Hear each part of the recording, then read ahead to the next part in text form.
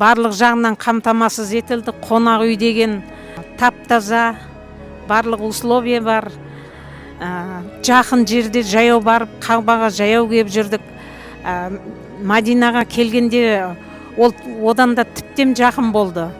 Бізге бір Алла жолымызды берді. Компаниямызға рахмет. Өте керемет тамақтарды жақсы дайындаған. Ешқандай жан-кеме жоқ. Меккедегі гостиницамыздың 5 жылдық гостиницамыздың сервисі өте жақсы екен.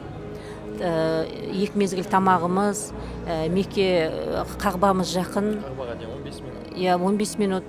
Гидтеріміз өте жақсы. Өте керемет, жақсы қызметтері, әсіресе жатқан жатақтары өте тамаша, керемет, қолайлы. Одан кейін тамақтары өте дәмді, тойымды. Енді былай материалдық тұрғыдан айтатын болсақ, тамақтары да керемет.